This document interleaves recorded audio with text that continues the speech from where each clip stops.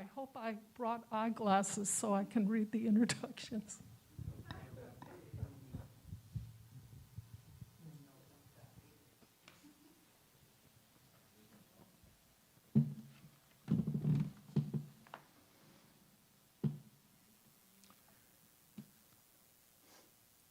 I see Chris's notes here, and I started to read those to you instead. But I'll leave that to Chris. So thanks for coming out tonight. Can you hear me? Yeah. Okay. So our first presenter tonight is Chris Spadafoor. He is a local artist architect who grew up in Tacoma. His artwork is primarily steel, however, he has experience in a variety of media, including blown glass, wood, and ceramics. Chris served on the Tacoma Art Commission and has been involved in Big Brothers, Big Sisters, and Hilltop Artist programs. He currently serves on the Tacoma Art Museum board. His company is called S.A. Studio for Spadafoor Art Studio and works for a local architecture firm, BCRA. Chris has 2 sons with his life partner, Melissa, and they were best friends in high school. Oh. So, Chris, do you want to come up and do the presentation?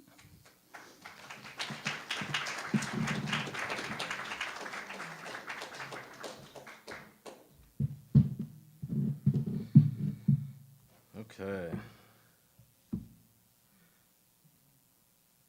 Let's start. Did I go the wrong direction? Nope. There we go. Okay. Can we lower the lights?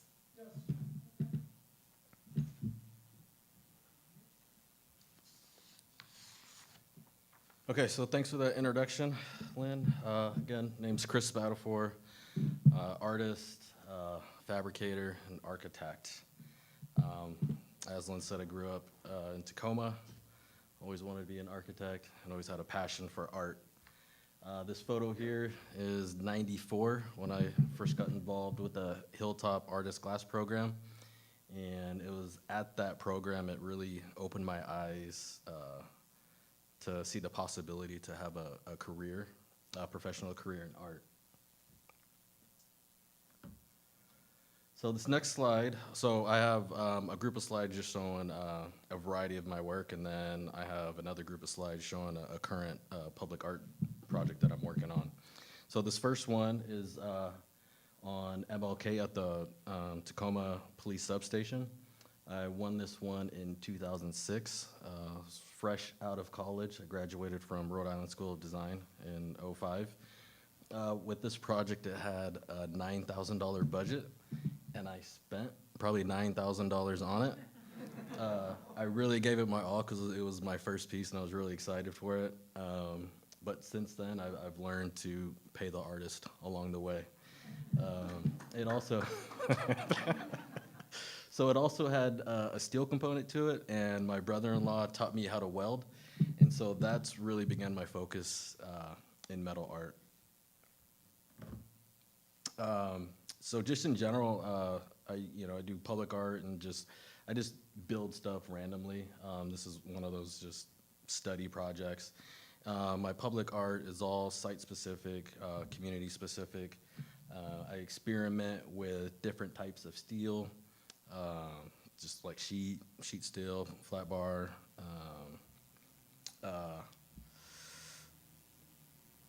laser and plasma cutting and forming and rolling. I also experiment with different finishes, raw finishes, powder coat, blackened, and paint. So I'm just gonna walk through a couple of these. So here's a project of some wings, and these are stainless steel, and these were actually purposed for another project that I have slides for. I was building a hawk, and I originally wanted the wings made out of, or formed out of stainless steel, and as I was putting it together, it just wasn't working out, and so I just changed direction totally. So I had these left over, so I created these. So a lot of my work is functional art, I guess, in a way. So this right here is a grill for a parking garage in a multifamily building in Gig Harbor. This is a Pierce County Arts Commission. This is at the Pierce County Courthouse in Tacoma, using form steel and powder coat. This is another functional piece. This is at my wife's first salon, just using solid round bar, just exploring natural forms and steel, using tube steel and wood. So this is the piece that was going to have the stainless steel wings, but decided to go a different direction, and I think it turned out pretty good. So this is a railing at Madison 25. This is in the Proctor District building. And I was also architect for this building with BCRA. So this is a public art piece on MLK. This is Tacoma Arts Commission. And this is at Valhalla Hall, and it's made out of Core 10 steel. This is a public art commission for City of Issaquah, and another functional art piece that serves as a divider between the sidewalk and the parking area. So this piece right here, really excited about. So these are just renderings of the art piece. This is going to be my first out-of-state art commission. This is going to be in Milpitas, California. It's currently under contract, but delayed due to COVID. So this piece right here is my largest art commission today. This is with Pierce County Arts Commission. It's on 144th and Meridian. It has rolled tube steel and these stainless steel forms, and it just creates an abstract plant-like form. So this piece right here, this is at JBLM, the Children's Museum, and this was a collaboration with Rotator. They brought me on to fabricate the dragonfly, and this is my first venture into kind of like junkyard art. So we went to a recycling center and found a bunch of pieces, and it was one of those things. It was pretty fun because a lot of my work is I have a plan for it. And this one was just kind of just whatever part makes sense to put the pieces together. Okay, so with that, now I am going to walk you through how to build a horse. So this is a project collaboration with Diane Hansen, a glass artist. This is her sketch, and so I am responsible for the steel, and she's responsible for the glass. So she has some glass-blown eyes and glass-blown hooves. So I was just going to mention that Diane Hansen, she was one of my instructors at Hilltop Artist when I was there in the 90s, and so it's just been really great to fast forward and be able to collaborate on public art commissions together. So basically there's two different ways I start a project. One approach is I kind of architect it, where I have shop drawings and hardline drawings, and it's scaled, and the final piece comes out exactly the way it was drawn. The other way is freeform from a sketch, and it just comes together through trial and error, and just until it feels right. So this is one of those kind of free-formed ones from a sketch, and so this is just part of the process. And so I gather I'd never sculpted a horse before, so it was, first time. So I was just trying to immerse myself in it. So just getting pictures of horses, anatomy, had some detailed drawings going of different connections for the various components, and then I got this little horse model. Just so I can look at it three-dimensionally. And the way I thought about going about constructing it was in sections, because I was using solid round bar. I basically was using like the lines on the horse. I was just kind of following the contours or in both directions. And so I just have a series of process image from this. So yeah, so I started off with a sketch on the ground, and so again, so trial and error, just start bending steel until it takes shape and matches the lines that I'm going for. And then, you know, as the project progresses, just add more steel, bend, and you know, and it takes a lot of time. So one piece can take, you know, an hour and a half. You know, start with one bend and, you know, put it to where you want to, and then you go back and rework it. And so I probably have like 10, 15 slides of just progress along the way. So you can see the horse chalk line on the ground, and then you can also see like the outline of that dragonfly project that I had for JBLM.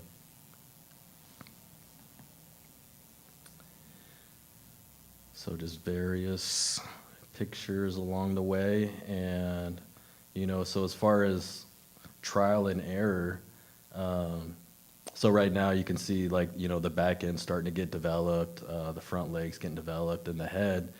When I first had it going on, like it felt really out of proportion, and ended up having to cut like 8 inches out of the snout. So this is after making the cut to the snout, and then kind of finding the placement for the eyes.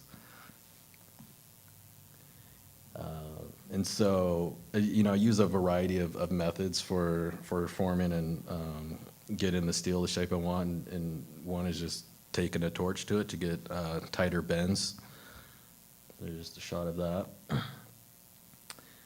Some more progress. So I thought this was almost like the halfway mark, where I got done working and I was blowing all the dust out of the shop, and I had my shop doors open and the sun was shining in, and it just felt like a really good moment.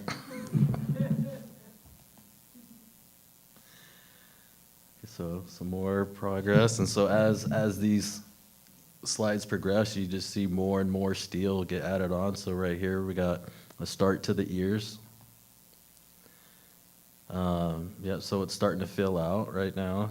I had some back and forth with Diane on the placement of the tail. It started out low, and then it'd go high, and drop it back down. So there's just a lot of back and forth. So I get my kids involved. So this is my youngest, Jackson. He was helping me out with the main. So I use a MIG welder, and there's a lot of splatter, so he was helping me clean that up. So here's a picture with the mane on the horse. Another picture with more steel. It's almost come together. And so here's just you know, progress where it's, you know, in a spot where I have it on the ground, and I have to roll it around just to make sure all the connections are fully welded, because it's a public art piece. And then you know, because it's public art, there's a safety concern, so had to make sure that there was no opening larger than a 4-inch diameter, similar to a railing. So I included this picture right here because, you know, so I'm an artist and a fabricator, so sometimes when I'm working on art, fabrication projects just come in, and so sometimes the shop gets pretty full, and this is a barn door for a project for BJ's Bingo.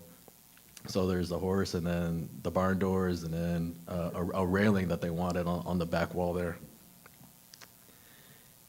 So this is part of the steel to glass connection, and just a detail I wanted to include. So I have a couple slides. This is from Diane. This is her sketch on how her plan was to get the glass cast.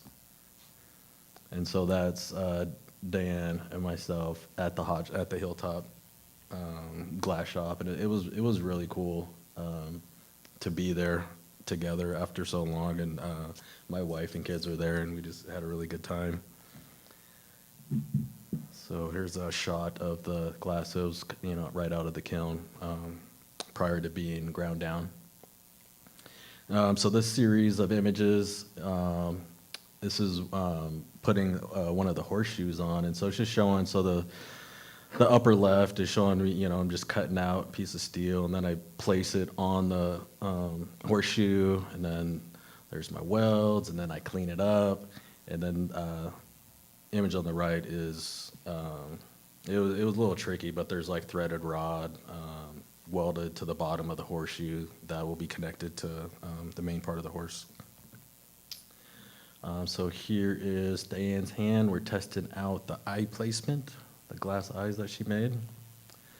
Here is my oldest son helping out. He loves to help out in the shop. He's a pretty good artist himself. And yeah, I just love him helping me out. So this image, I have the horse hosted up. So this is right where I'm priming it. I'm getting ready to paint. And I just needed to have it hoisted up just so I can get all the nooks and crannies. So then I'm gonna go into, so these are final images. The finish of it, it's actually a rattle can paint. The city was pretty particular about having a finish on it that they could touch up themselves from off-the-shelf material. So they can just go to Home Depot and grab Rust-Oleum paint and paint it themselves, touch up paint themselves. And then just a shout out to my photographer, Aaron Locke. He does a really good job at kind of just making art even better. There's a couple detail shots of the horse with the eyes on. And so right now, so I don't have any pictures of the horse with the glass hooves on, because there's threaded rod that goes through the glass hooves that are gonna be set into the foundation. And so the horse is on its side right now until delivery. And so it's gonna be installed next Tuesday. So pretty excited about that. And so I think that's the last one. Oh, I got one more image. So yeah, again, so my boys, I love them. They get out into the shop with me. My younger one on the left, Jackson, he's just starting to get out there, and he loves doing these zombie apocalypse weapons. And it's pretty funny, and it's like polar opposite of my older son, Elijah, who's our hippie in the house, and he just loves to do like, just fun geometric stuff. And then with that, that's the end. Thank you for your time.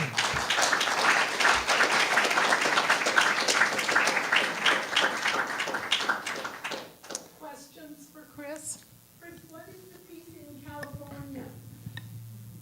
What is it? Yeah. Oh, so it's a series of stainless steel polished tubes, and it's there just as like a representation of like the tech community and part of the agricultural history of the area. How tall? Oh, it's gonna be 24 feet at the highest. So yeah, so I should have had something to show scale, but it's gonna be a pretty good sized piece.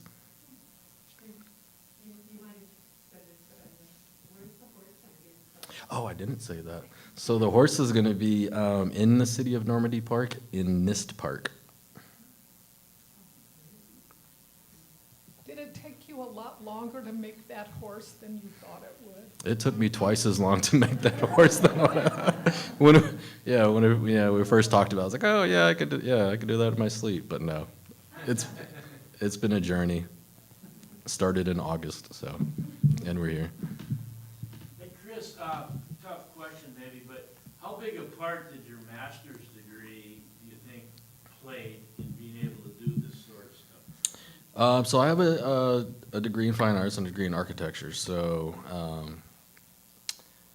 it played a huge part, So just going to art school, you learn a lot from 2D, color theory, sculpting, proportion, scale, all these things. But I think that just kind of you have to do things enough to get better at them, just get better through repetition. So it's just, I've been working with metal for, going on 15 years or so. So it's, get better over time. It's great to see these images of your work that are, a lot of them right around here. Yep. And now when we go to these places, we'll look and go, oh my God.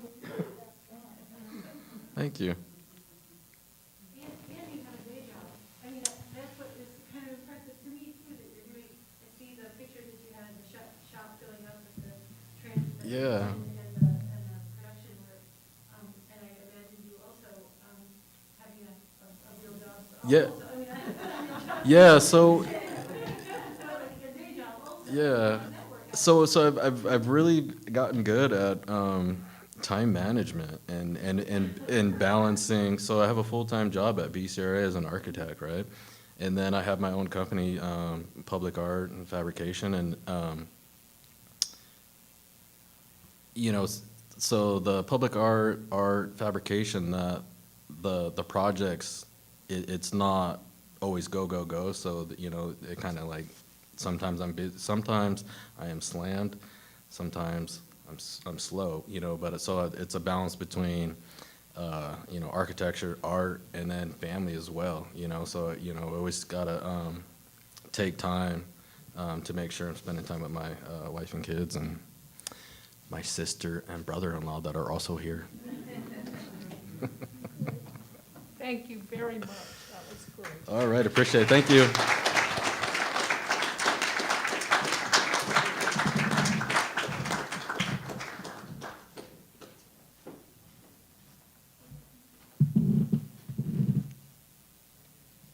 Mask on, off, on, off. I'm sure you relate. So Lisa Pipes will be next, and she represents Palmer Scholars. And she received a bachelor's degree from the University of Puget Sound and has lived in Tacoma for 19 years. Prior to being at Palmer Scholars as a development specialist, she worked at the Tacoma Urban League, Russell Investments, and Chief Leschi Schools. Lisa has a passion for our terrific community and working to end generational cycles of poverty. Palmer Scholars has done its work in our community for 39 years. It is committed to supporting underrepresented Pierce County students of color to overcome financial, cultural, and social barriers in their pursuit of higher education. And they also recently launched a pre-apprentice program for scholars interested in the trades. Lisa?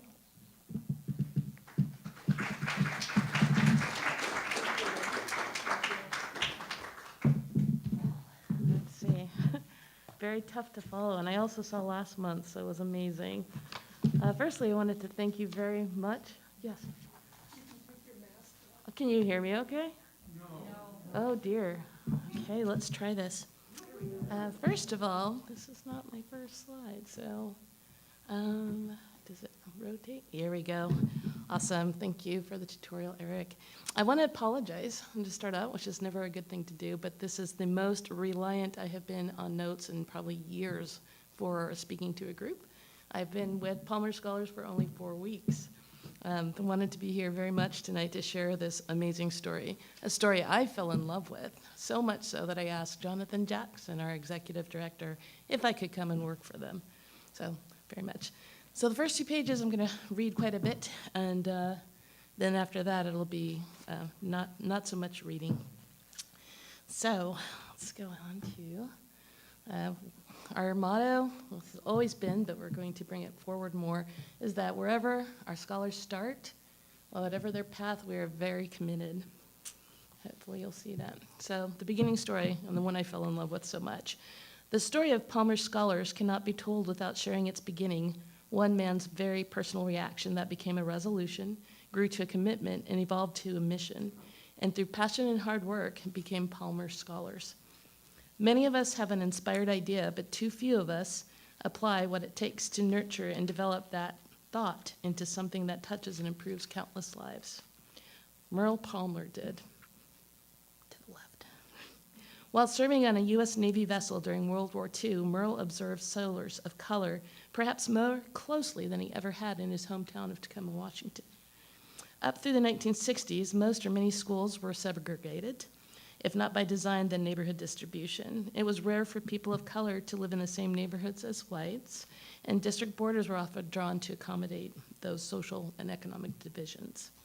Living in close quarters of the warship, Merle observed that his colleagues of color were assigned to very distinct duties: doing laundry, changing bed linen, swabbing ducks, peeling potatoes, and other kitchen duties. He also noticed that no matter how well they followed orders, executed their jobs, his colleagues of color received very little recognition and certainly no opportunities for advancement or promotion to a higher rank. This injustice disturbed Merle. Naval service was voluntary at that point. These men had made the same commitment to their country and were exposed to the same dangers as sailors who were not POC. He saw their abilities ignored, their skills underutilized, and their sacrifice less honored. Merle resolved to find some way, if he returned from the war, to right this injustice. And after returning to Tacoma, Merle, an active member of a Presbyterian church, began to teach Sunday schools classes to young people at Reverend Al Davis's Eastside Church on the right. They would later work together and toward their shared goal. It was one Sunday after class that Merle was talking to two Lincoln High School seniors and asked, "Hey guys, where are you going to college?" The young men were speechless. They looked at Merle like he was crazy. "College? We're not going to college. We can't afford that." Merle knew these young men pretty well at that point, and like the sailors he remembered on the ship, knew that they had to do what was required of them and more to achieve. What they didn't have was the opportunity and support. That day, Merle's resolution began to evolve into the mission that would become Palmer Scholars. He discussed his vision with his wife, Rosie, who shared the commitment and would be a supporter for years of work and effort that followed. That day, both agreed they would finance a college education for those two he spoke to and would blaze the first trail, becoming the first Palmer Scholars. So in the fall of 1983, it's a bit of a time later, he really stuck with it, and that's why Following Dreams. Merle and Reverend Davis inaugurated the Eastside Community Church Minority Scholarship Fund with 6 students and very limited funding. Located in Salishan, everybody from Tacoma? Okay, so I won't even go into it. Where? All right, and it was a program that attracted students with viable high school grades and dreams of improving their financial destiny in life. Few students, however, had the financial means to accomplish the goals, and Merle and Reverend Davis decided to find a way to financially support more qualified and deserving students. Funding gradually increased when the program incorporated in 1996 as the R. Merle Palmer Minority Scholarship Foundation, a 501c3. It had a 15-member board and about 35 students, so increasingly. All right. That's the backstory, and the one I fell in love with, in addition to all the scholars. So moving forward, I'm going to ad-lib a bit and encourage you to hit the hard numbers on our website if you'd like. And I want to read this to you because that's kind of insulting. Yes. Okay. Did we catch that last bit? Okay. So again, for the hard numbers, hit the website. I'll give you some light details. I don't like reading stuff to people. It's not very nice. So, moving forward, the numbers to date. Since that 1983-1986 corporation, there have been 600 Pierce County scholars of color to go through the program.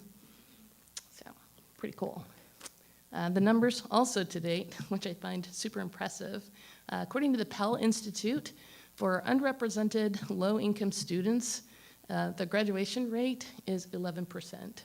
For Palmer Scholars, 65 to 85%, depending on what you're looking at. So again, working at Russell Investments, investing in people as well, those were the numbers I really fell in love with in addition to the story. Let's see. So and again, wherever they are, we're super committed. And as Lynn was nice enough for the intro, we also have started a pre-apprentice program because 2 to 4 years not for everyone. And so recognizing that some pathways are better designed for trades and giving those options to our scholars, our youth. And so approach we use is serving the whole scholar. So it's recognizing that it's not just enough to have the financial means, but also the support. When Palmer Scholars started, we would take our youth when they were seniors in high school, and then kind of quickly decided that that wasn't maybe the best. We might want to go back a little bit. So now we're taking them as juniors. It's highly competitive. It's not a handout. They have to have the grades and everything that goes with it. It's very important. This year, we just closed for our new crop of juniors, our new scholars, and there were over 100 applicants. And so we've got to go through those and figure out who can make it this year. Again, the whole scholar resources, another number that I absolutely fell in love with. I keep saying that, but it's very true, especially having gone to UPS. I have student debt. But with our scholars, it's pretty amazing. Many of them taking out sometimes $0 to only about $5,000 worth of loans. That's it. So along with those resources, we're really working with the scholars to figure out what the scholarships are out there, what their resources are. It's not just Palmer Scholars kind of foot in the bill. It's learning those resources and navigating them and having the support, someone sticking with them. Professional development, this is a little bit later, but there's also some, I would say, mentoring that goes along with that, in addition to mentors. But just kind of what do we do to navigate the business world, the academic world? Very important. Especially, again, remembering some of the background of our scholars. It's very foreign, and where has it been modeled before?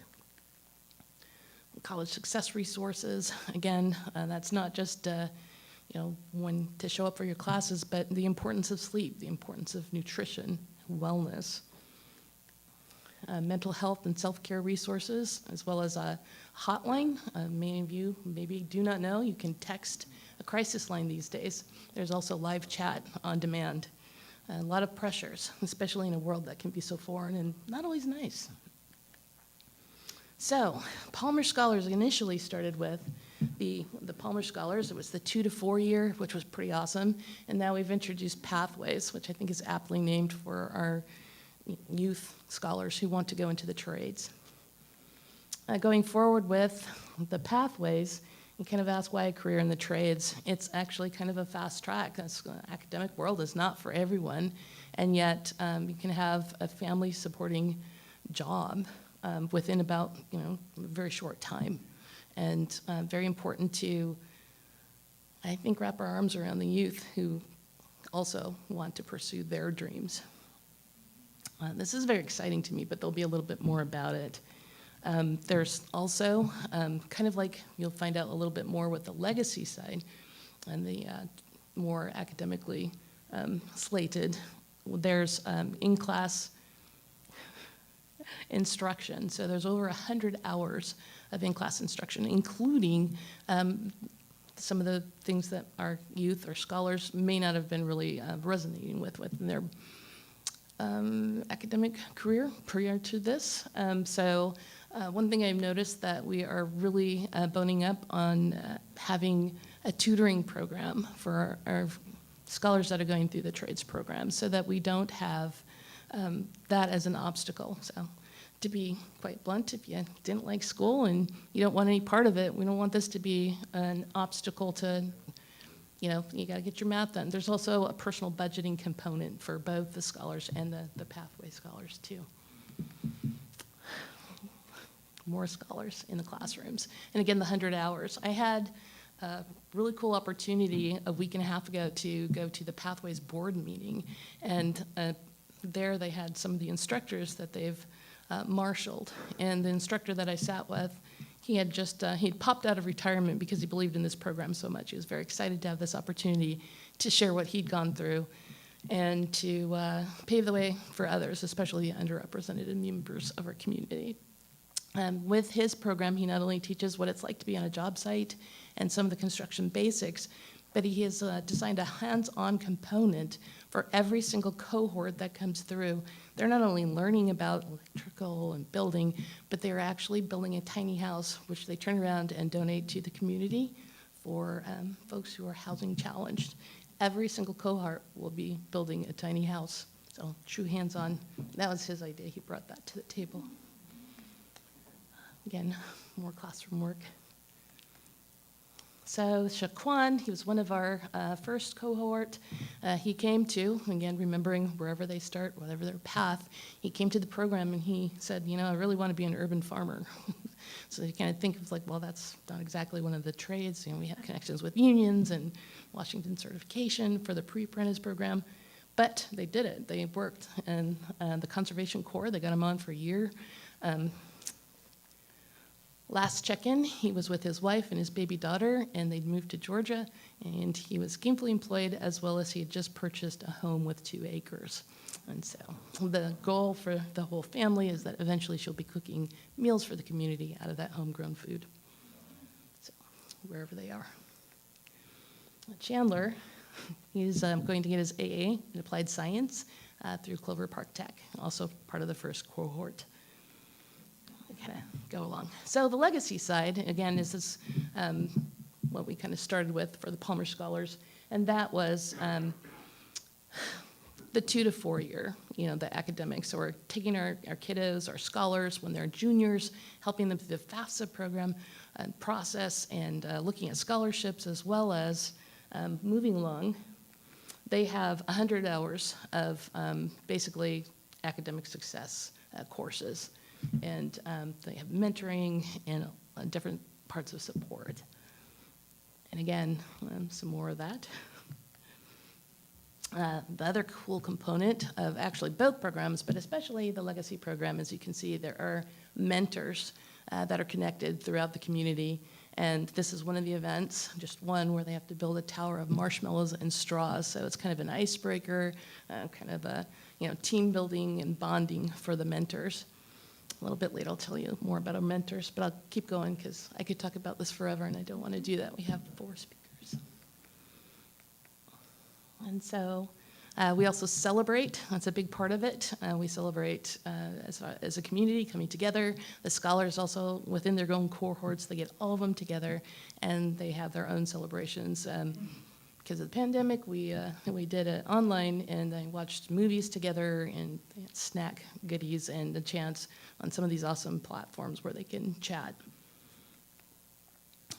Again, with the Legacy program, just a little bit about that. When we, and I just want to find this slide if I can, so I don't miss some of it, because it's pretty incredible what Palmer's has come together to do for our scholars.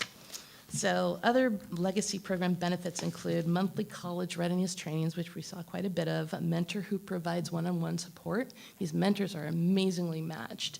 I have a slide later on where there's a young man who's going into nursing, and his mentor is a retired nurse, a gentleman, and what a perfect match. And they look very happy together. And they're also matched with an internship during their senior year of high school, kind of getting into that field, seeing if they really like it. Up to $17,500 in financial support. That's a little bit actually more, because as they're eligible for $5,000 a year in financial support, renewable for up to 5 years. So math-wise, it's higher. And then 2,500, 500 living personal expenses. What I think is really awesome, I had the pleasure of dropping off 2 kiddos to college and thought we were totally ready, and then we had to shop for the dorm. Oh my goodness. So what Palmer's also does is have a gift card for our young scholar once they hit and they're going to the dorm, where they can go with their own family or guardian, or whichever is most appropriate, and they feel like, and stock their dorm room. They also, again, get a laptop. So kind of even in the field there. So we have various camos, and as I've gone through our scrapbook of sorts with our various students, it's always amazing to me because you can't tell when someone's following dreams just by what they look like and what they want to do. And so, again, our graduation rate is pretty amazing, not just, but post-secondary too. For example, biology major, Pierce College. Hotel administration, Cornell University.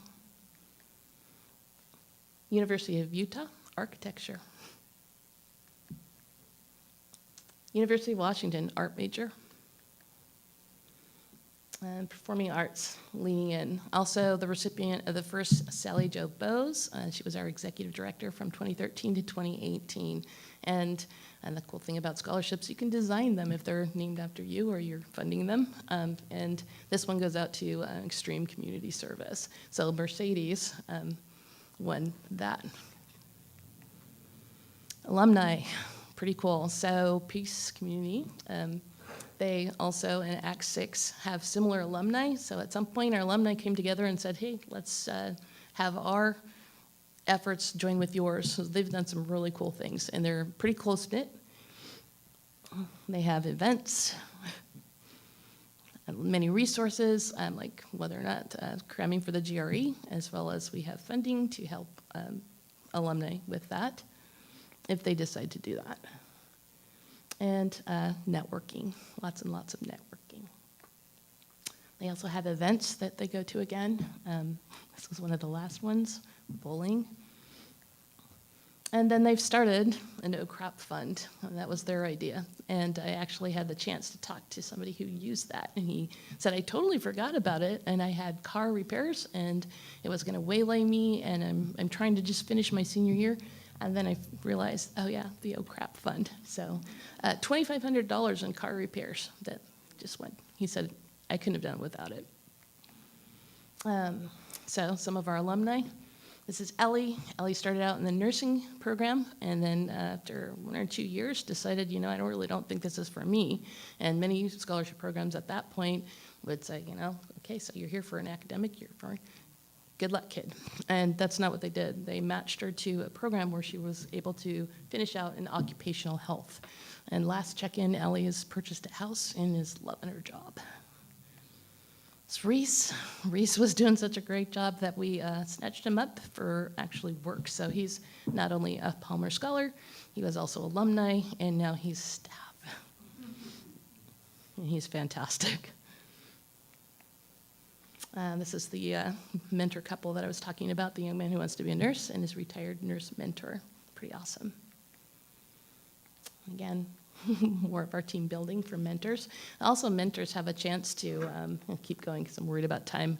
They have a chance when we have a new spot where it's an online presence and it's kind of portal where mentors can go and their mentees, and there's even talking points for mentors. So it's like if you're dealing with a freshman in college or you're dealing with your high school junior, just some conversation icebreakers, some things to touch up on.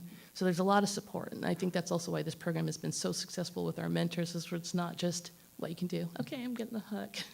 So again, I could go on forever. I wasn't kidding when I said I fell in love with this story and what they're doing. And I think the end recipients, as far as an investment, in my mind, having the Russell background, is us, our community.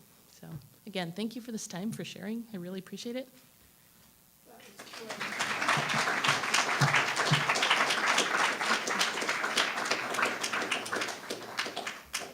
Questions, Hello, Lisa?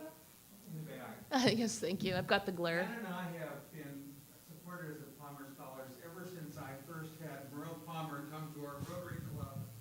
And I have to tell you, that guy could charm the birds out of the trees and really tell a story. So it's Christmas time, everybody, and I tell you, almost all the money goes, some of the money goes to administration. So much of it goes to scholarships. And if you ever want to be a mentor for a kid who is really working hard, this is a great volunteer opportunity. Lisa? Yes, Two thank you. questions. One is, where are you located? And secondly, do you take older students rather than just right out of high school?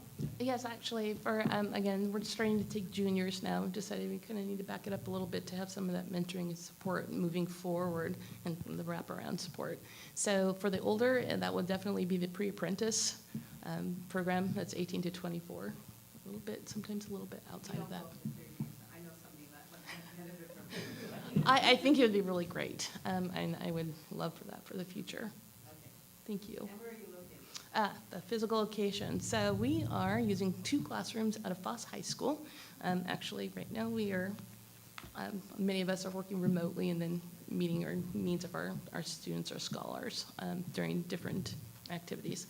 So we also have a footprint at Clover Park and a couple other satellite areas. Again, trying to meet our scholars where they are, where they need. I was just curious, the 100 applicants, where were from the schools? All around Pierce County, absolutely all around Pierce County. And I think they were pretty excited. From what I understand, it was either Washington, don't quote me, please, because I was hearing in passing, they had more than they ever had from Washington, wherever we are, Washington School. And so they're actively recruiting applicants from all the schools in the area, all Pierce County. And so they've had a lot of cooperation with staff, and they were happy to see more than they'd ever seen come in from that school. It's kind of vague, but everywhere. You track how many of these scholars, these graduates, that come back to the community? I think that's really great. I think one of our best barometers, we have, one of our portals is the check-in. We call it check-in, and so it's for alumni to go ahead and let us know what's going on, let us use their pictures and their stories, and communicate with each other. So the biggest that we know for sure, of course, is the alumni. They're very vocal, they're very empowered, and that's pretty awesome. Some of our others, again, I would love to know more, and I think as time goes on, that's increasing. Because for me, it's very powerful, and I think for others too, especially coming up. I have a second, Peter. This program has been a part of this community for so long, and it's touched a lot of lives. I include one of the graduates of Commerce College, so I'm a legend. It's been very enlightening. And the rest of the program has just increased tremendously. Yeah. Thank you. Thank you very much. Thank you. I'm just curious about the mentors. I'm sure there's always a revolving list of the different students in matching them. Whether you have a mentor that's on the list to support and you don't have a student for them, do you have like a waiting list? That's a really great question. So I would encourage you to go to palmerscholars.org, not because I'm trying to duck it, but because they've launched, we love our portals, a new portal called Connections, and that you can find within the website, and that's where you can make an account, and if we've already directed our scholars to hit there, but also our mentors or potential mentors to go there and fill out a profile and see how it's going. So yeah, I guess in theory you're in the stable until you don't want to be, and then these commitments are pretty long term. So yeah. And then, again, we're helping more and more scholars come through here. And, yeah, so please do check it out. That would be really awesome, because there is a wealth that can't even be measured when there's somebody who's willing to come and be a mentor. Thank you. Thank you so much. That was great.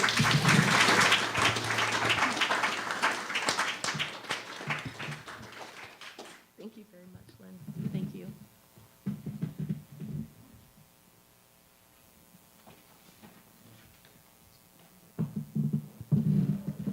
So a friend of mine in the audience is looking to hire somebody with a pickup truck and help her move some things for 2 hours or so.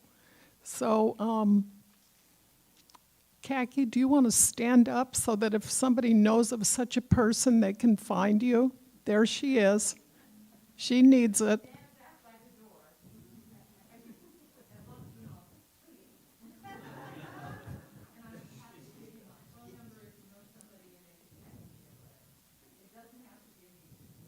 Great. And the second public announcement is there's a piece of pet furniture sitting there in the entryway that needs to find a home. So if you want it, take it.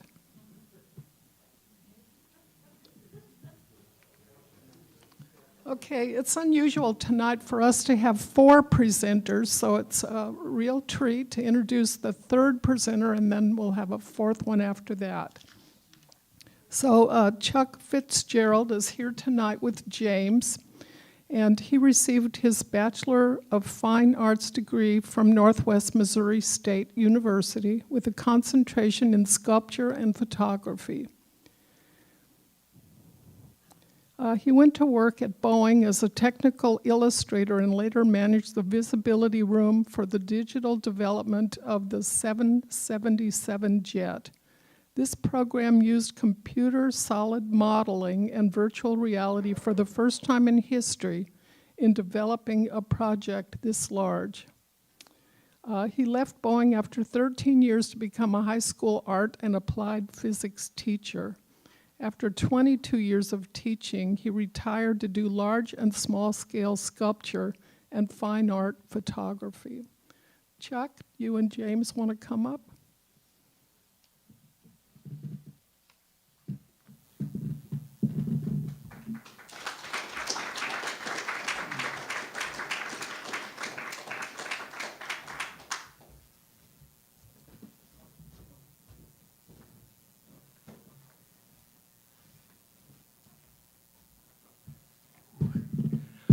Thank you, Lynn. Oh, ooh, that's pretty loud. Thanks a lot. That's a teaching voice. I'm here tonight to talk about our friend James. And the last presentation, we're taking that one right down to the streets here because it has a direct relationship to what I just heard, only in a little different setting. James grew up in 1961 in East St. Louis, Missouri. That's the first image. By the way, I found out I'm supposed to have 50 images, so I was going around Puyallup, where he works 2 jobs, photographing him at night and during the day. So that's what these images are about. But the first 4 I robbed off the internet. Yes?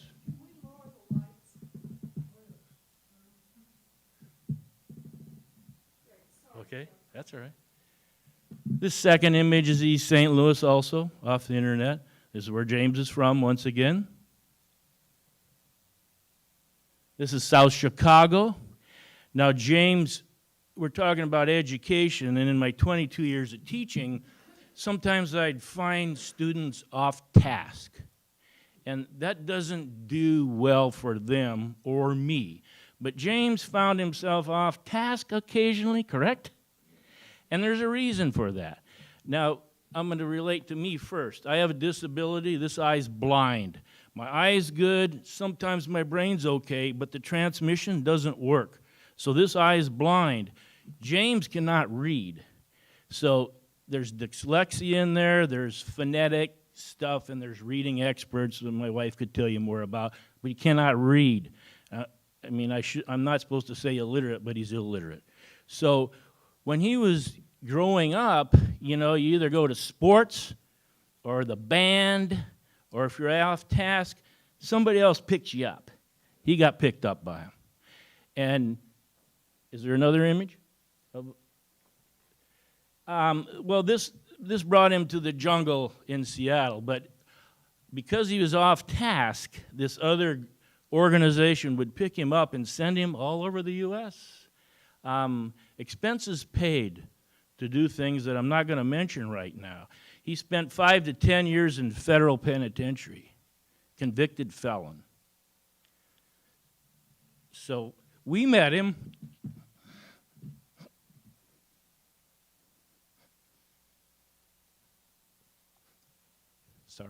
In church. So it was, go ahead with those. I'll get it all right. I'll be all right. We met him in church where it's called Freezing Nights. And they come through, and we give them soup.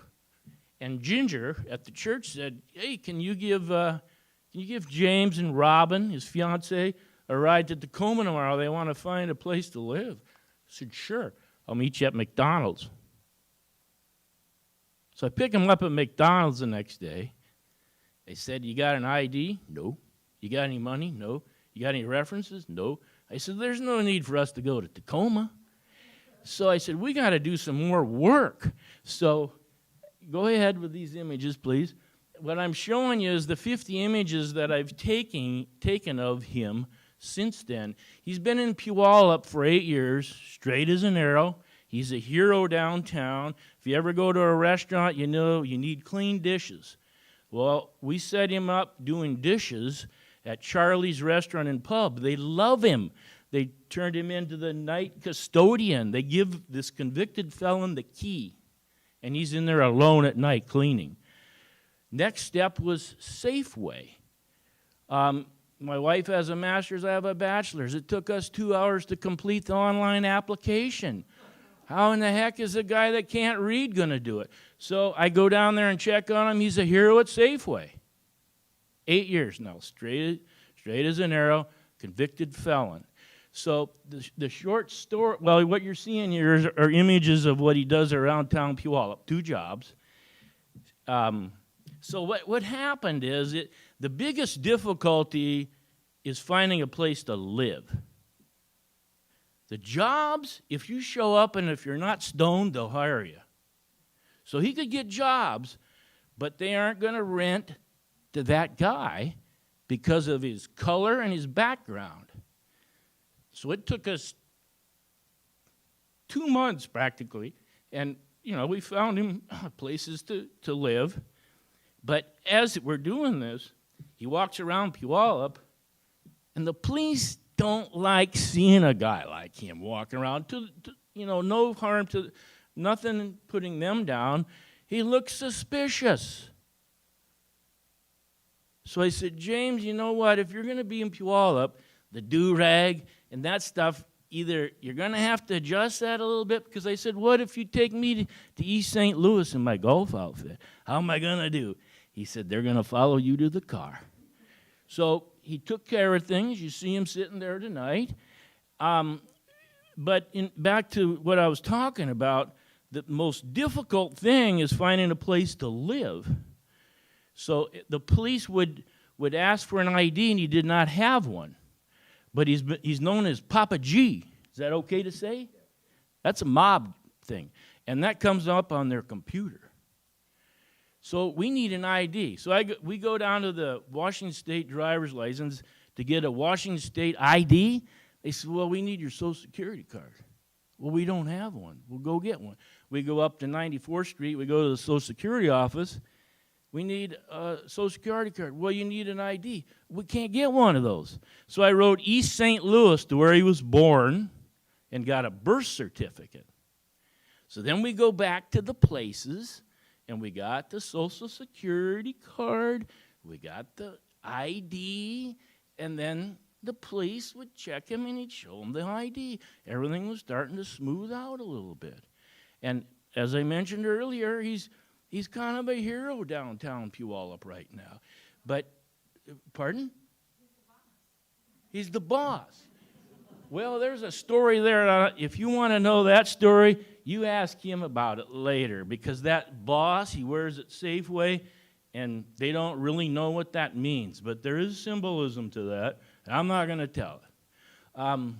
So anyway, we got the job he did, and he's worked beautifully for 8 years, and he's straight as an arrow. But I just want to tell you that racism is alive and well everywhere. And Puyallup's a great town. I've lived there since '79, but there's racist incidents that happen. And I wrote a book, but it was kind of like a technical man, it sucked. So I have a friend in Florida who's a little better writer, and he wrote this book with the details in it. It's for sale tonight, $12. The money goes to him, and it tells in detail things that have happened to him for the last 8 years in Puyallup. So the last presentation was beautiful, and all these opportunities that students have and scholarships, it's fabulous.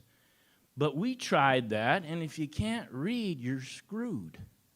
So through his personality and the way he relates to people, he's been able to make a good living straight, and the people in Safeway love him. I go in there and say, what about that new guy? How's he doing?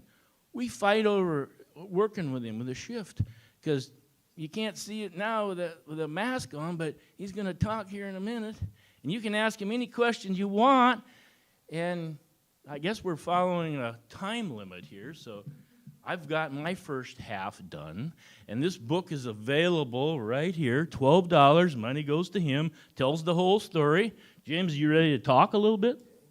Come on over. Yeah, pull that mask off. You got 2.5 years for a mask.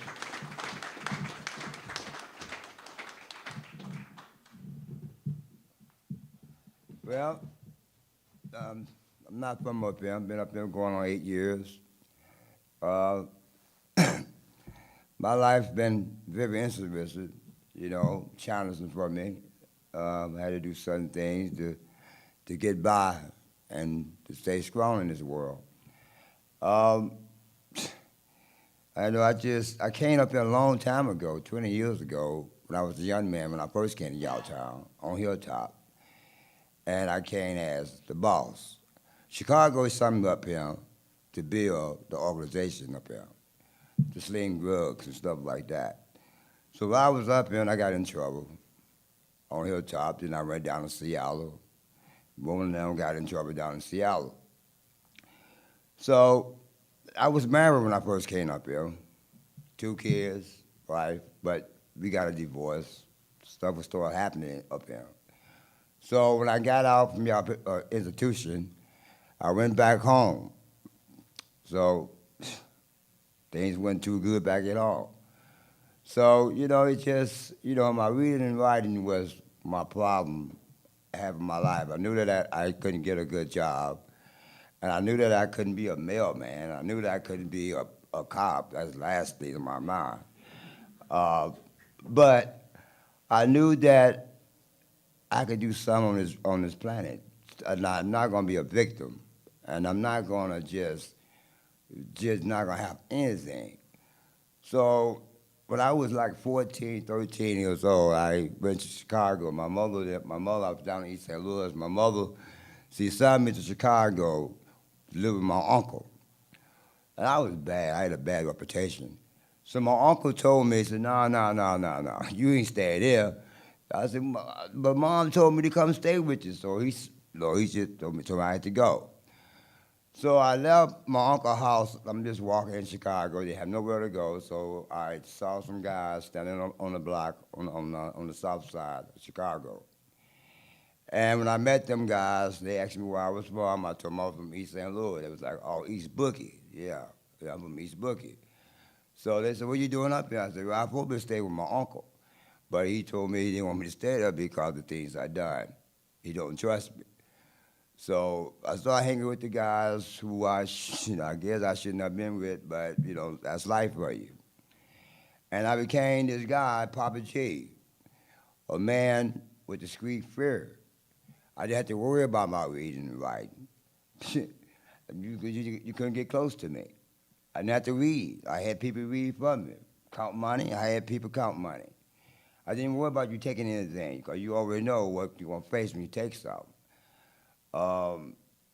Do all that through life, stealing, taking, robbing, it seems as good at that moment. And then you see the bloodshed and the pain of the people first you're taking it from and the things you do. Some of them now needed it, some of them really needed to get taught a lesson. Life is just, when you think a person can't do nothing, you turn around, you be shocked. Just because I couldn't read and write, I can touch you. I can touch you in a way that you just can't believe. I traveled, saw a lot of people, racists. I took a lot of things in Piata. When I first started working at Charlie's, I was a dishwasher. I sold dope for a living. I never washed no dishes for a living. But I had to step down on my pride. I'm a boss.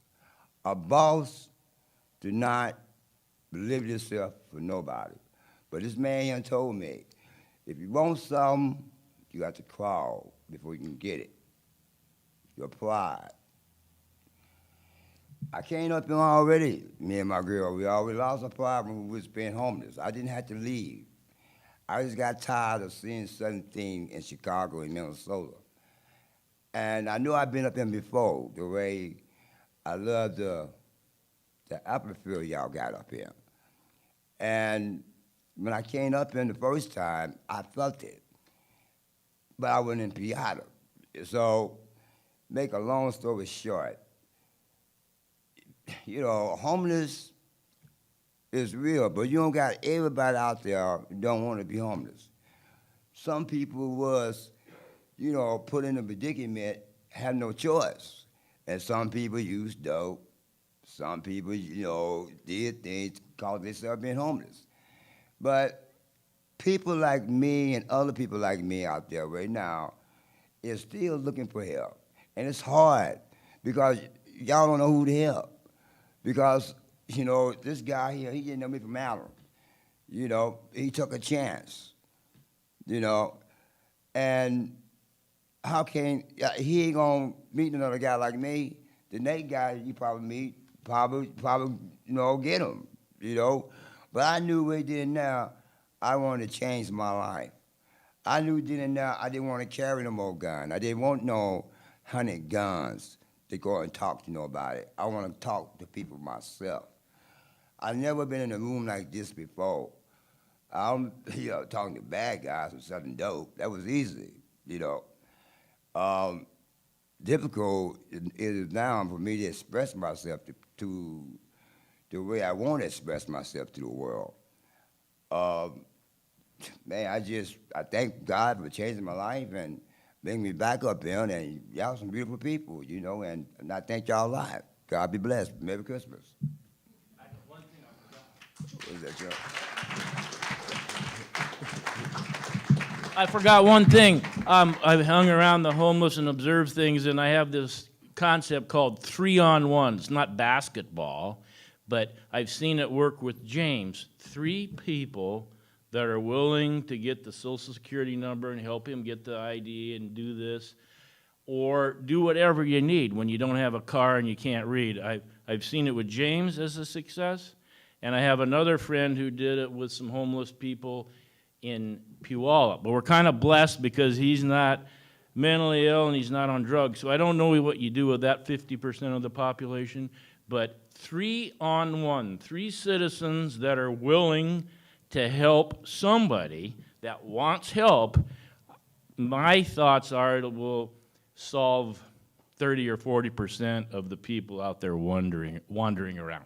All right, thanks a lot. I'll shut up. Yeah. Question?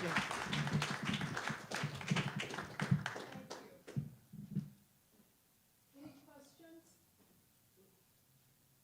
Yeah. Do you have a home? I mean, do you have a home now? Yeah, I do. Yeah, I live in Puyallup. Right. Yeah. Anybody else? Well, thank you, guys. That was great. Hey, thank you.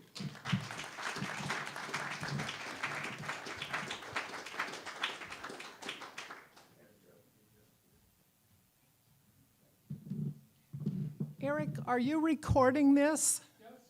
So if you go to YouTube and you look up Tripod Arts, you can find each one of these presentations in about a week after the night we do the presenting. So our last presenter is Chrysalis X Chelsea Berry. Hers is a culmination of years of developing a design aesthetic that works to embrace myriad bodies. She asks, where can one find beauty? By accepting things as they are and finding what is already there is where beauty exists. Using dead stock fabrics to create, and she'll tell you what dead stock is. Using dead stock fabrics to create one-of-a-kind and limited production fashion design, she creates designs honoring the fabric's quality, history, and limited availability. Creating something that is immediately classic is in her view, a requirement. Chrysalis's focus is to make something beautiful, make someone feel beautiful, and allow others to clearly see the wearer's beauty. Chelsea?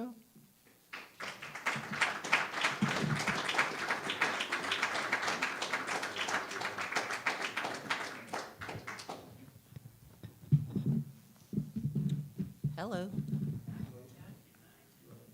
Let me make sure I know how to work this.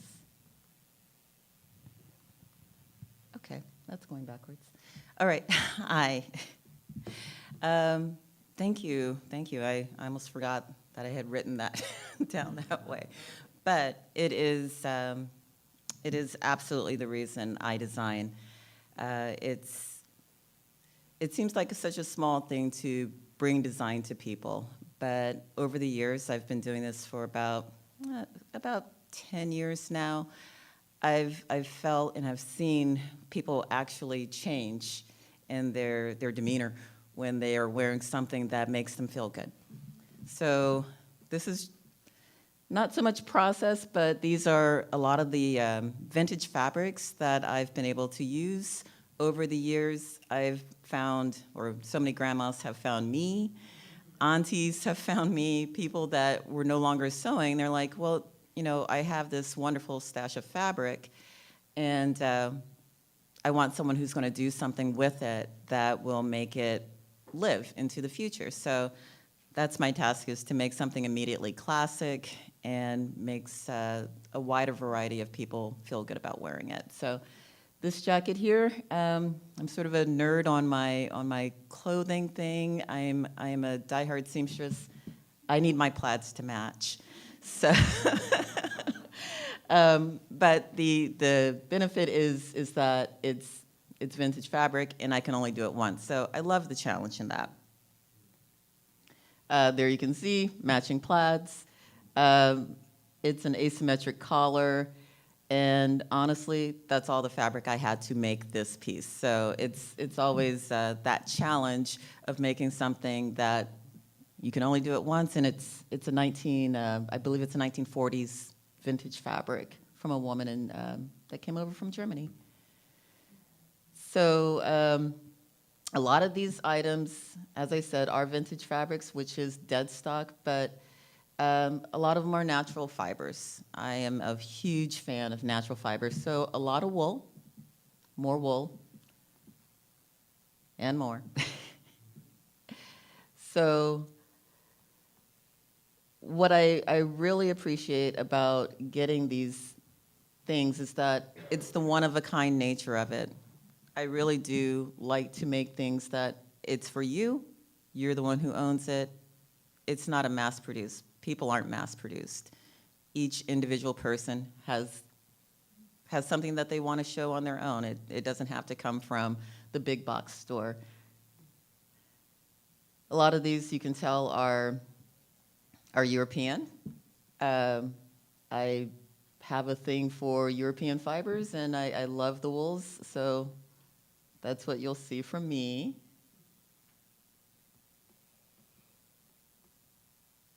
So again, matching plaids. I love details.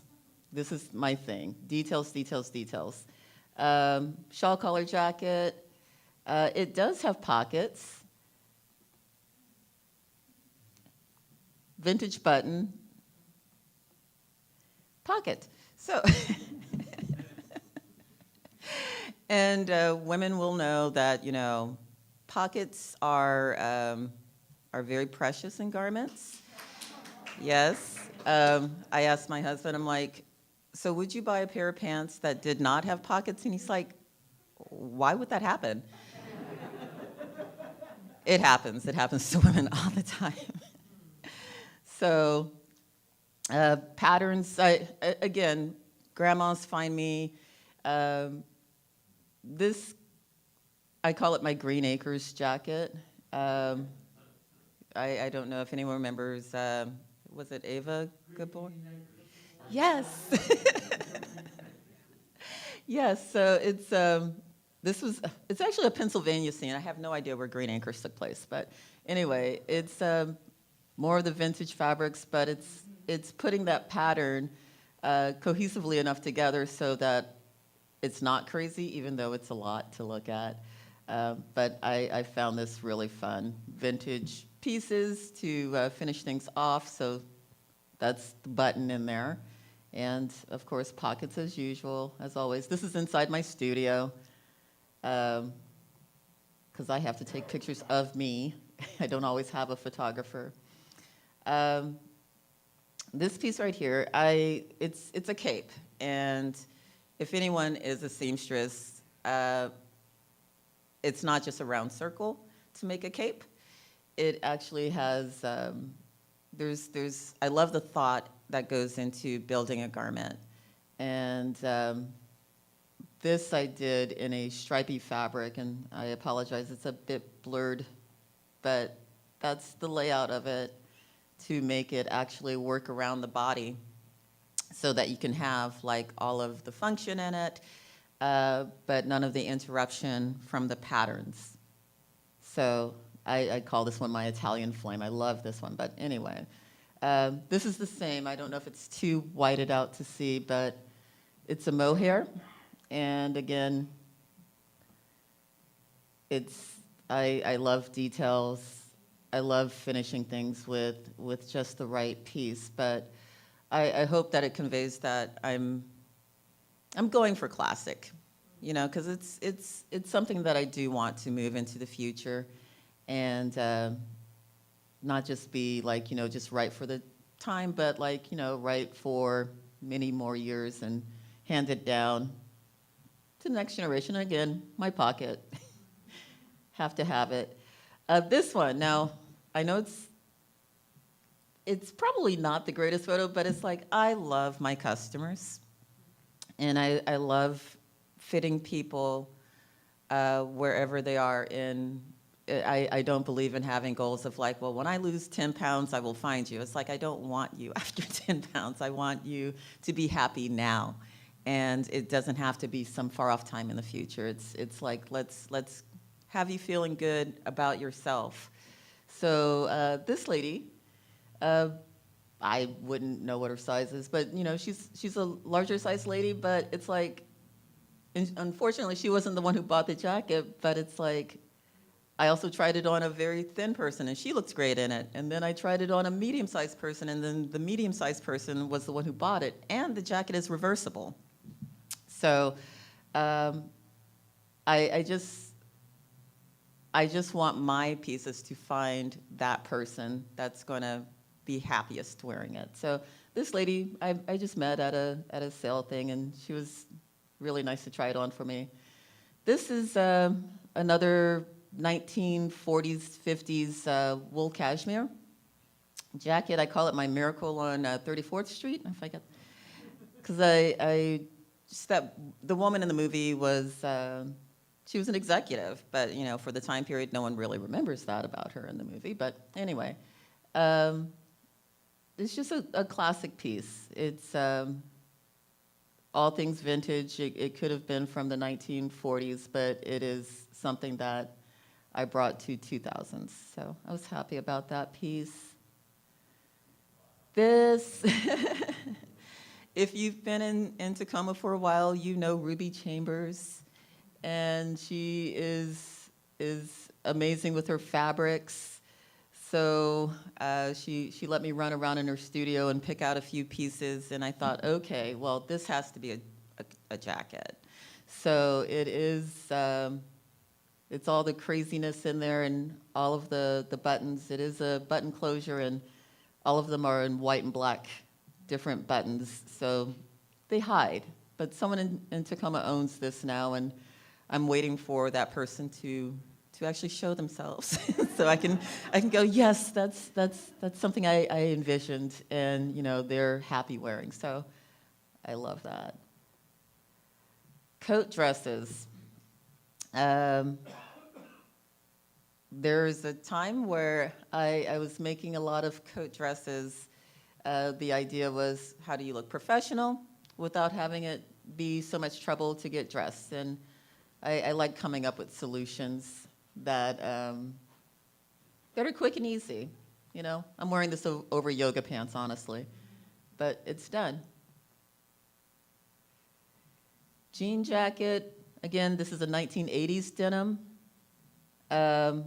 One of my clients convinced me that I needed to make a jean jacket, and she was a larger lady, and I was like, well, you know, what do we want to do to like make you look great in this jean jacket? We all have this idea of like, you know, going out partying, you look casual, you're cool, but what gives you that cool look for, you know, the woman I originally designed it for was 60 years old.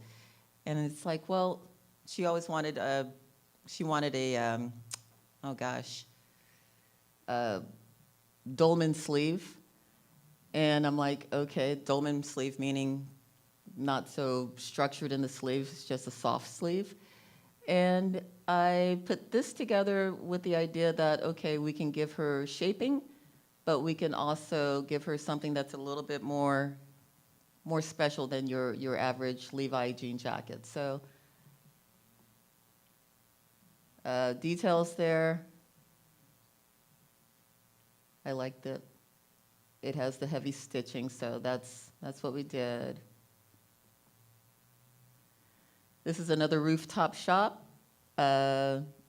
vintage fabric again, but this one I did a lot of top stitching on to create a design that was a little, you know, casual, but it's office ready. So that one there. It's our back view.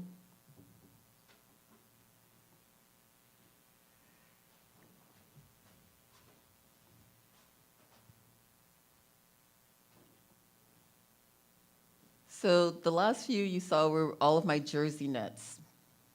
And they have all of these, I probably have maybe 3 yards of fabric. So all of these are one of a kind, if not limited edition, but mostly one of a kind. And the nice thing about these is that they are jersey knits. And this dress right here, unfortunately, I don't have a picture of the woman who did buy it, but it's like size 4 to size 12, this dress fits. And it's a knit dress. So it's like, okay, you're not limited. And simply the idea is that you can get dressed confidently in this. It's not a lot of fuss, it's not a lot of trouble. But it's like, you know, you get to be seen in it, and it's just simple. Simple enough, but, you know, not crazy.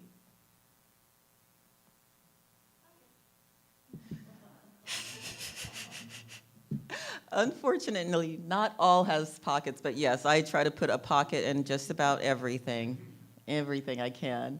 So this is another vintage knit.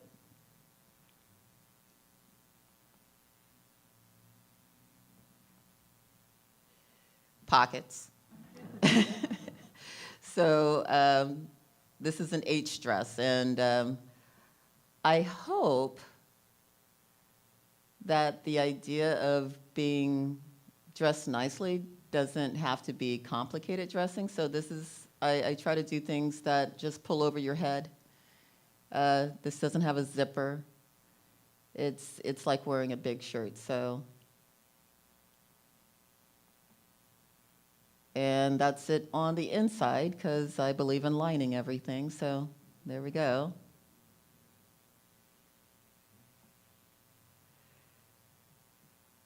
This one is a romper.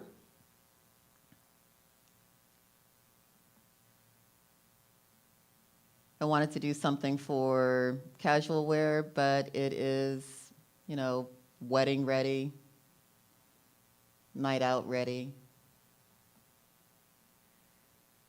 This is in my home studio when it was a home studio.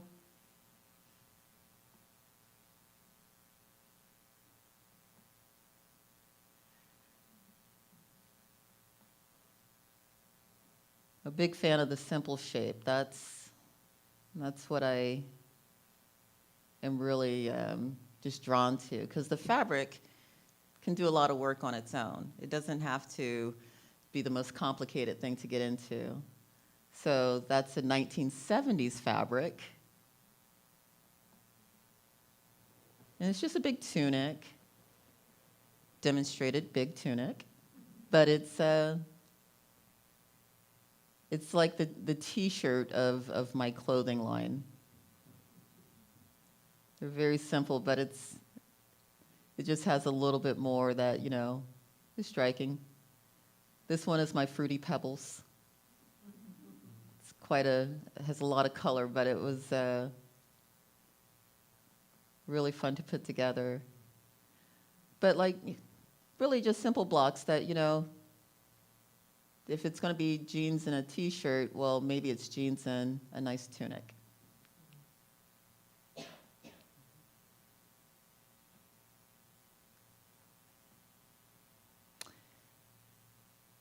This is the Africa dress.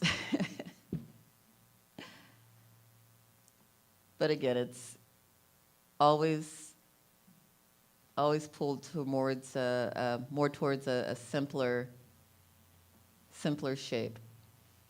Now, this lady here, local Tacoma artist, when she was here in Tacoma, she wanted a little black dress, and she was doing a presentation of, you know, her art, and the idea was, it's like, well, you don't want the same dress as anyone else because you are the person that's being celebrated there. So we made her this dress. It was very simple.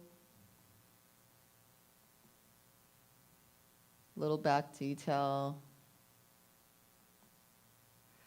This lady here is another, this one was a custom too. Now, Jen was very excited. She's in the studio, and it's like, I just had to take a picture of her. I hadn't ironed or anything, so please forgive the wrinkles. But for Jen's a very hourglass figure, and wearing a dress was a thing that she wanted to do. She wanted a dress that fit her properly and in places where it should fit, and she has a waist. So this is Jen, and she was very happy with it, that she even had a second one made in red. It was like, well, gee, we'll do that again for you. And I was happy that I was able to bring that to her. This lady here, this is a custom, the skirt, and actually that's a riding skirt.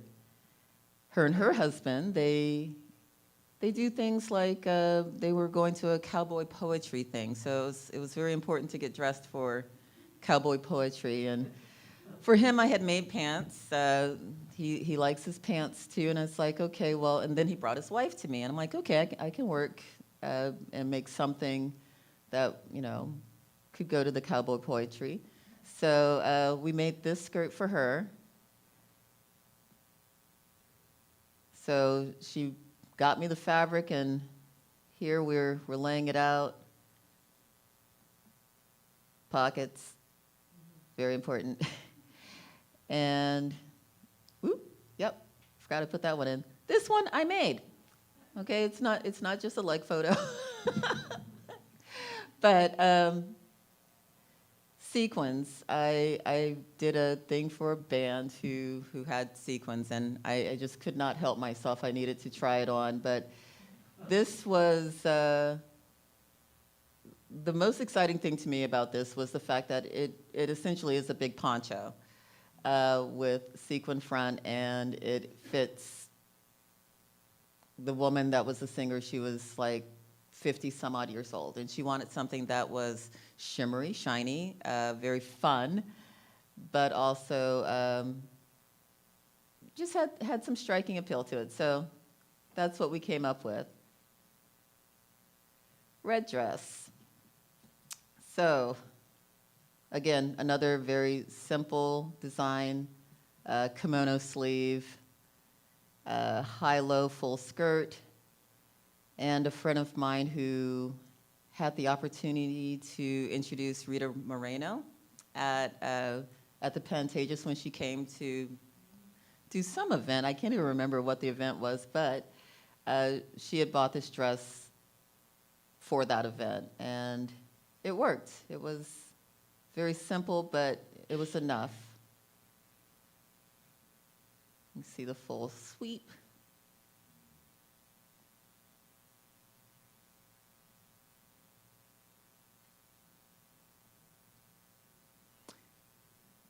Recognize it?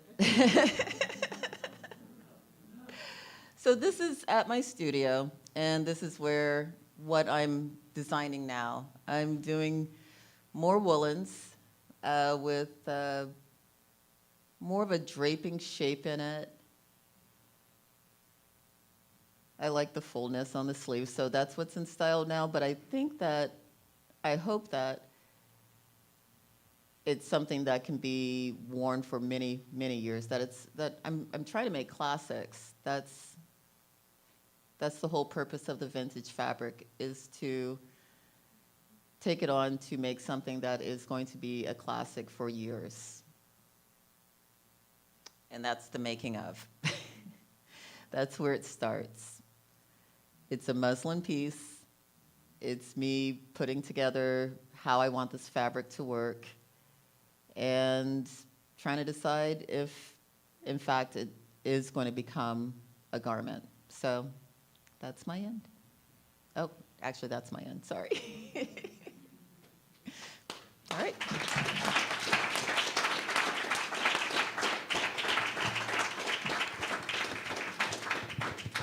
Any questions?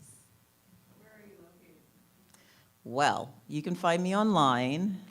Yeah, so it's actually Chrysalis, and the X is by Chelsea Berry.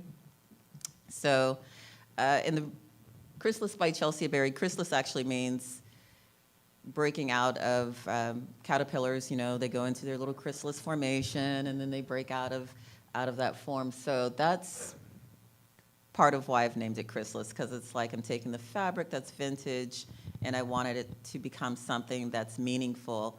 And if I'm going to touch it and make it into something, I want to be the person who brings meaning to it. And hopefully other people will, you know, be attracted to it and want to have it. Yeah, but online. I'm interested in knowing how you figured out how to do all of this. And I was thinking, so a little bit about your background, but I was also thinking about you say, 3 yards of fabric, and what a challenge to sit there and go and visualize the piece of clothing that's in it, right? How do you do that when you've got one piece? So it's like I have moving pictures in my head all the time. And it's like I'm also the person sewing it and making the pattern. So it's like, how do I make less pieces? So it's like, you know, anyone who makes anything, it's like you want to have as few pieces as possible, but execute the thing that you want to have. So that's how I can take very little yardage and start working it almost like a clay form to see if I can like wheedle it down to as few pieces. I like to have 6 pieces. And then also with that, it's a lot more generous in the way it fits. It's still shaped, but that's what allows me to get it onto more bodies. So I have a standard size pattern, but I can fit a size 6 in it, and I could also fit a size 12 in it. And it's like, if it fits, great. I'm not hard pressed on like sizing. I'm not trying to, you know, make someone fit this size, because it's not something that's worked very well, and it doesn't make people feel very good. I want people to feel good wearing the clothes, so it's like, yeah, I just don't want someone going, oh my God, I need that in a bigger size. It's like, no, this is going to fit. Yeah, they're generous. I have a question. So, did your classic style inform you to comedy in the 60s and classic films of the 40s, or were you interested in classic films of the 40s first that drew you to your design, or something else? Ooh, gosh. Honestly, I have always loved like European design. And it's like in Japanese design, and just like anything that's very simple. So how to answer your question? I love 1940s and 50s movies. I do. They're structured. The clothing is structured. You know, people were going to places, because they had events, so it's like, okay, how do I elevate a garment for today to be something that someone's not going to feel overly high or under? So, God, I guess the way to answer that is that I just want it to feel right in every situation. So the movie thing, if I can let somebody feel like they're special and that they're in their own movie, that's what I want. That's what I want.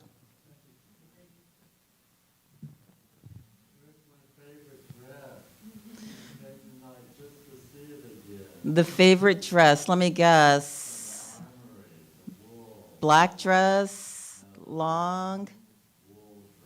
Yeah, with the circles around it. Okay. I only had 50 photos, and I cheated and have 70. I'm sorry. But thank you. I love the fact that you like that. Thank you. Great, thank you so much. Thank you. That was great.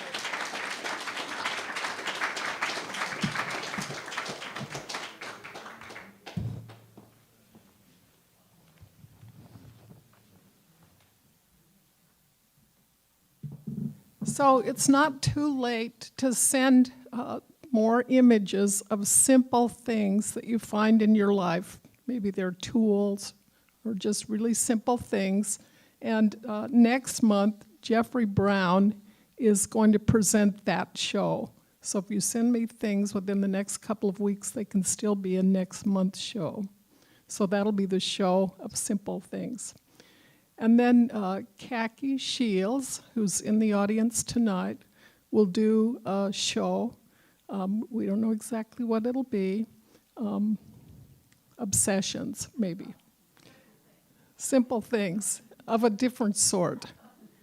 And then Danielle Lusk, who's also in the house tonight, will do a photography show of details that she sees in life. And you'll be sitting there saying, what is that? Is that grease in a frying pan? So thank you very much for coming out tonight. We'll see you next month. What's the date of that show? January 21st, that sounds about right. So they're always third Fridays. And thank you for contributing $3 a person. That pays our rent and a little bit of money for Erik, our tech. And you can see this show in about a week if you go to YouTube and look at Tripod Arts. Thank you.